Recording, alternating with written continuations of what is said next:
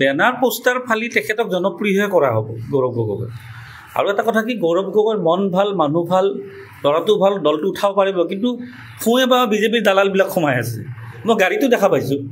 এতিয়া ৰেকিবুদ্দিন আহমেদ বুলি ক'লে দুলু আহমেদৰ কথা বাদেই দিয়ক, গোটেই অসমে জানে ৰেকিবুদ্দিন আহমেদ হৈ গ'ল মুখ্যমন্ত্ৰীৰ দালাল, বিজেপিৰ এজেণ্ট। এতিয়া গৌৰৱ গগৈৰ যিটো যোৰহাটৰ যাত্ৰা, তাতে আকৌ ৰেকিবুদ্দিন আহমেদ একেখন গাড়ীতে।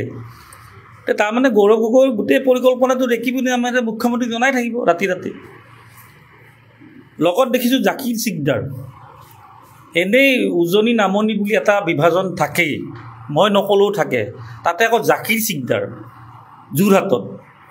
আকৌ জাকিৰ চিকদাৰ কোন? জয়ন্ত মল্লৰ লগত একেলগে ভাত খাই থাকে। গৌৰৱ গগৈ বিপদত পৰিব। মই একেবাৰে স্পষ্ট কৈছোঁ, গৌৰৱ গগৈ ভাল, তেখেতৰ পিতৃৰ অসমত বহুত অৱদান আছিলে, কিন্তু এই সোঁৱে বাৱে থকা যিবোৰ বিজেপি এজেণ্টক যেতিয়ালৈ তেওঁ ছাইড কৰিব নোৱাৰে, গৌৰৱ গগৈ সফল হ'ব নোৱাৰে। যথেষ্ট ভাল। মই উইচ কৰিছোঁ তেখেতক মোবাইলত, তাত আৰু কি লোকদা, তেওঁ থেংক ইউ দিছে। কিন্তু দল বেলেগ হ'ব পাৰে, কিন্তু নীতি আদৰ্শ বেলেগ। কিন্তু মিত্ৰতাৰ সময়ত আপুনি নিশ্চয় গুৰুত্ব দিব। মিত্ৰতাৰ প্ৰস্তাৱ এতিয়ালৈ অহা নাই।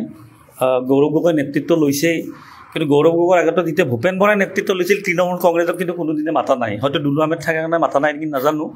এতিয়া গৌৰৱ গগৈ কি সিদ্ধান্ত লয়, আমাৰ হাইকমাণ্ড আছে, আমি হাইকমাণ্ডৰ লগত কথা পাতিম।